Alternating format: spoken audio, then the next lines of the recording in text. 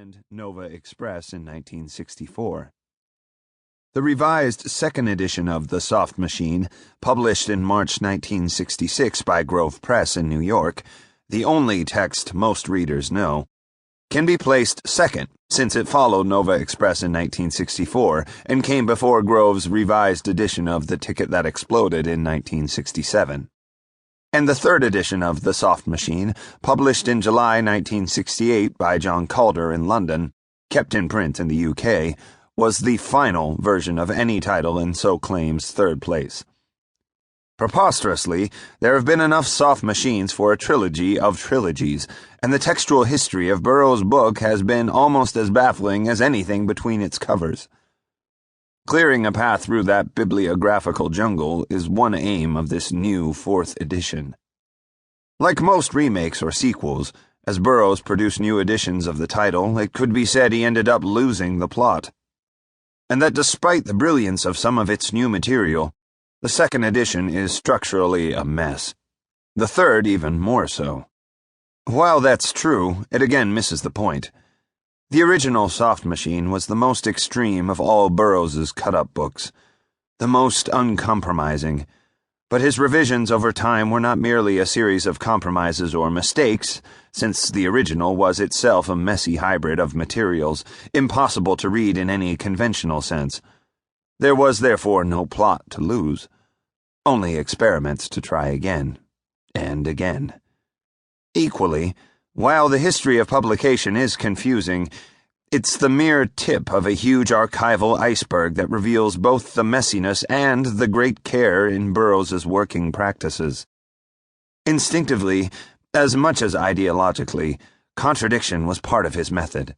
When Burroughs cut up his writing, he introduced the magical chance factor, an experimental random element, and his writing desk resembled a Ouija board in a science lab. Whereas when he edited the results, he could be as rigorous as the most traditional 19th century novelist. But while they're always called cut-up novels, the term tells us very little. How much is cut up and how much is a novel? How does The Soft Machine differ from Nova Express or The Ticket That Exploded? How do the three editions of The Soft Machine differ from each other? When were the changes made, and why did Burroughs make them? To answer the first questions and clear up some of the myths about the last one, a precise history is difficult but necessary and long overdue. As well as narrating the Soft Machine's perplexing story, this introduction explains why an archival manuscript from 1962 with a unique place in that history has been used to make further restorations and revisions for this fourth edition.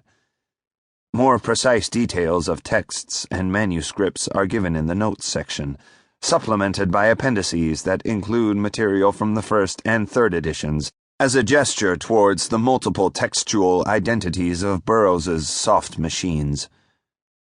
As for the book's title, an oxymoron which evokes the pop art soft sculptures of Klaus Oldenburg, and that directly inspires a series of other soft machines, from the 1960s psychedelic rock band to a 1980s analysis of cybernetic fiction, and a 21st century study of nanotechnology, the received wisdom is that the soft machine is the human body.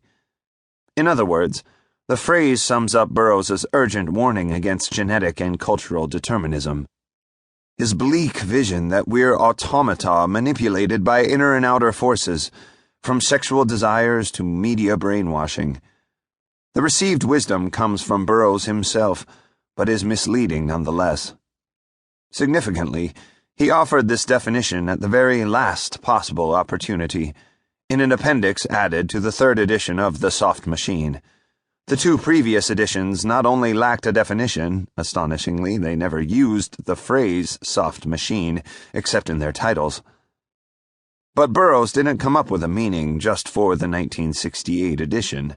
Even before choosing it as the title for his book, he had already made the term central to the political scenario of his trilogy's Nova Conspiracy. Burroughs withheld any clear meaning, and as the manuscript draft of his appendix to the third edition reveals, in the end he defined the term out of sheer frustration. I have been accused of being unintelligible. At this point I wish to make myself as clear as possible. By this point...